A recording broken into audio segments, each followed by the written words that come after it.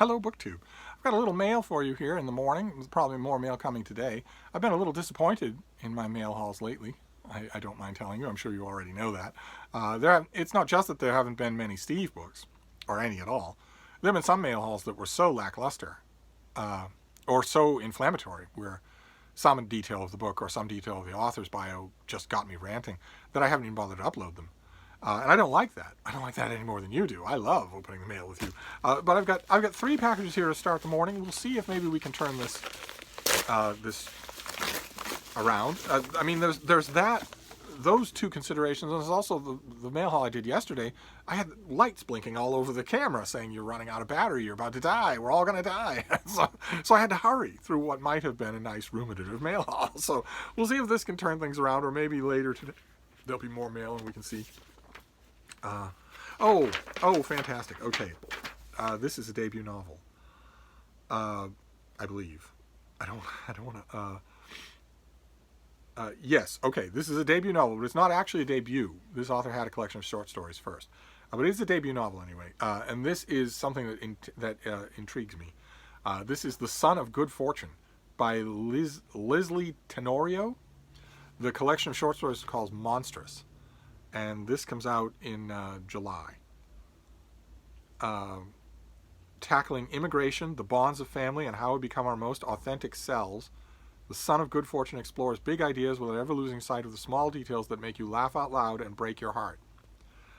And at the center of the story, an irresistible and larger-than-life Filipina B-movie action star turned online scam artist and her quiet, thoughtful son, Excel. E-X-C-E-L, the computer Excel, not The Son of Good Fortune follows Excel, an undocumented Filipino teenager growing up in a small town outside San Francisco. He's doing his best to lead a normal life under the radar, living in a tiny apartment with his mother Maxima and working at a spy-themed pizza shop called The Pie Who Loved Me. When he falls for a girl named Sab, it's the first time Excel considers how he would live and who he would be if he weren't trying to be invisible. Isn't that fascinating? Love, prompts him to wonder, well, what am I doing? What am I doing? I can't love this person or have any kind of future with them if I am the way I am. Sab convinces Excel to join her on a journey to a ramshackle desert town called Hello City, where Excel starts working for an artist and begins to dare to dream about his future and what he could make of it, until he causes an accident that changes Hello City and himself forever. Determined to undo the damage he's caused, Excel returns home where he endures his tyrant boss and works toward paying off his debt to Hello City.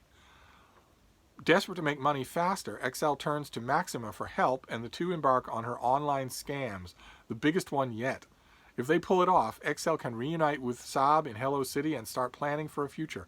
If they fail, Excel and Maxima risk exposing their undocumented status and putting both their lives in jeopardy. So, let's see here. Leslie Tenorio is the author of Monstrous. He is the recipient of a National Endowment for the Arts Fellowship, a Whiting Award, a Stegner Fellowship, and a Rome Prize from the American Academy of Arts and Letters, as well as the residencies from MacDowell Colony, Yaddo, and that. Good Lord, okay, so he has everything except the Iowa Writers Workshop. Let's scan his biography to make sure that he does not have the Iowa Writers Workshop. He has everything else. He's been to Yaddo and MacDowell. He's won every award, every grant in the world. No. Okay, he was born in the Philippines and currently lives in San Francisco and is a professor at St. Mary's College of California. Okay, so this is his debut novel. I read Monstrous, and I thought there were bits and pieces in it that I liked, and we will see. We will see if novels, of course, call for completely different things, so we'll see. We'll see how that is. But it strikes me as interesting. So let's see here. What is this next one? Okay, this is from Little A, an arm of Amazon. And what is this? This is comes out in July. Oh, these are 2 July books. This is by Harold Schechter. That sounds awful familiar. That name sounds awful familiar. And it's called Ripped from the Headlines, the shocking true stories behind the movie's most memorable crimes. Ripped from the Headlines. In this fascinating, unput-downable collection, twice nominated Edgar Award and best-selling author Harold Schechter, Edgar Award. Didn't Harold Schechter write a historical murder mystery starring Edgar Allan Poe called Nevermore? Didn't he do that? Well, we'll get to his biography. Let's see here. Harold Schechter lures his readers to Hollywood, unearthing the history behind the dark and twisted murders that influenced America's film industry. Honing his true crime expertise to explore a unique genre of cinematic history, Schechter deftly shows once again that he is the master of his craft, from the necktie murders in Alfred Hitchcock's Frenzy, Chicago's jazz-age crime of passion, the fatal hookup of Looking for Mr. Goodbar, to the high school horrors committed by the costume slasher in Scream. These and other cinematic crimes have become part of pop culture history. You're not telling me that Scream was based on a real story, are you?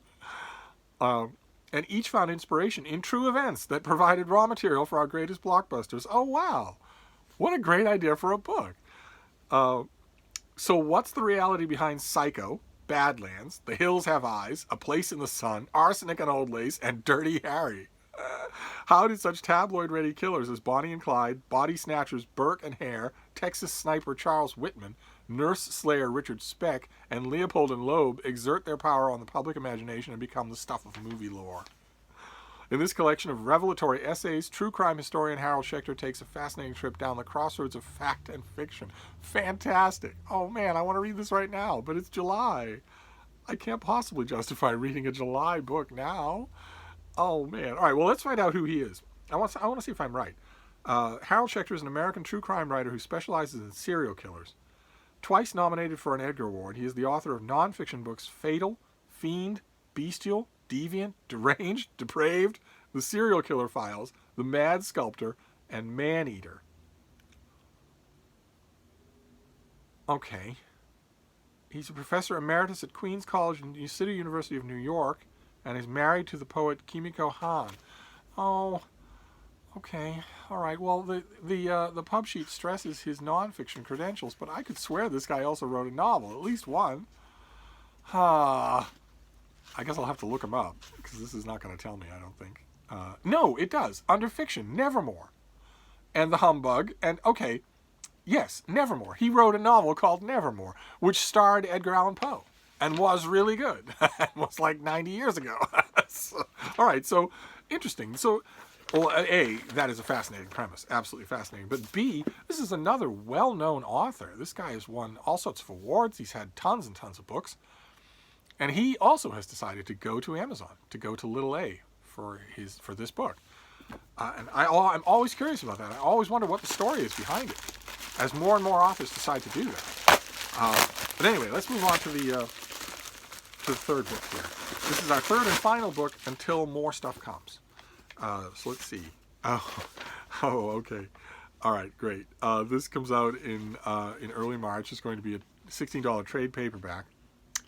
And it is called The Sustainable-ish Living Guide. Everything you need to know to make small changes that make a big difference, by Jen Gale.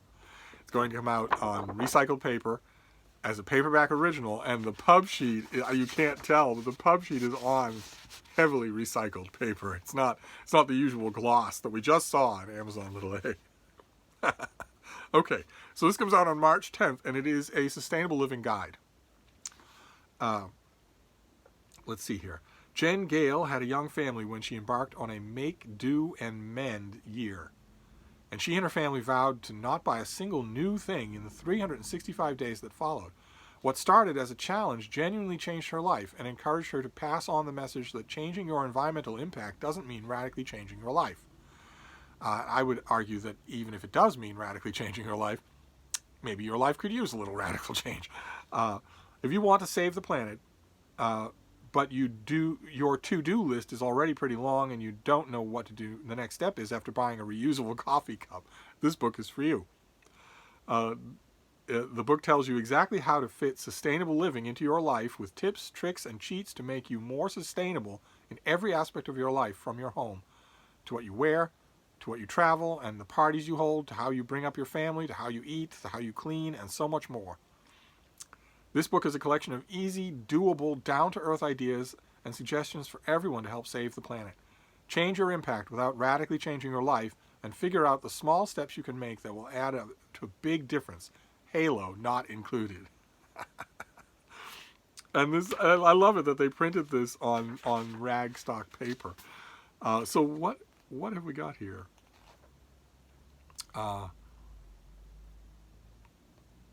Oh, okay. So there is a whole. All right. So this is the whole deal. It includes not only uh,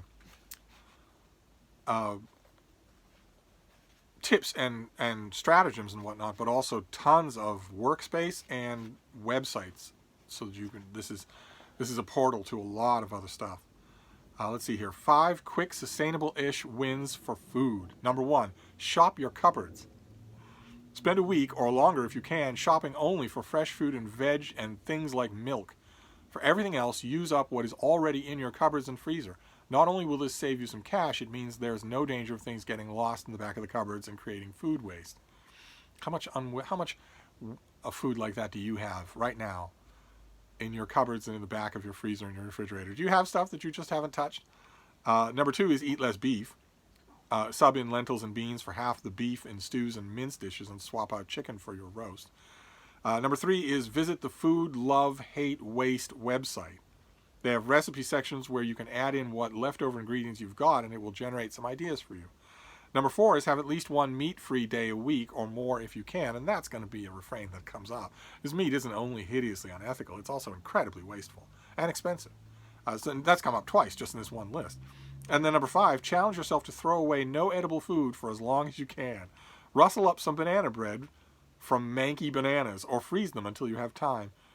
Whiz up a smoothie from the tired-looking fruit in the fruit bowl, or make a soup from the limp veg left in the fridge at the end of the week.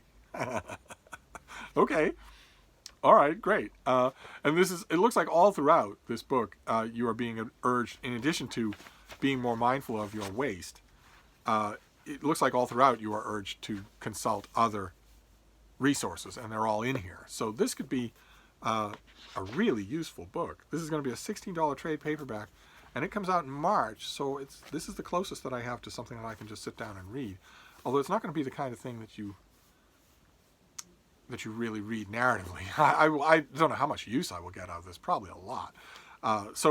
Okay, so there you go. That is our mail haul for now. The Sustainable-ish Living Guide, which comes out in March, and is probably worth your time to get, right? And when you see it in your bookstore, $16, that's your book budget for 1 week. Just do it on this book, and then see how much of this you can apply to your own life. Then Ripped from the Headlines by Harold Schechter, a book about the true crime inspirations for lots of iconic Hollywood movies, including a lot of Hollywood movies you didn't know had true crime inspirations. And then finally, The Son of Good Fortune, a debut novel coming out in the summer that I think will get talked about, reviewed everywhere. I think it will get reviewed everywhere. And I'm not going to read it quite yet. It's a little too early for me to read it, but it does intrigue me. And there you go. That is your mail for now. I think more is probably on the way, and this was not as bad as some mail hauls have been. All 3 were genuine items of interest. That at least is something. So this will be uploaded. You will see this face. But I'll be back with plenty more to talk about. Thank you, Book 2.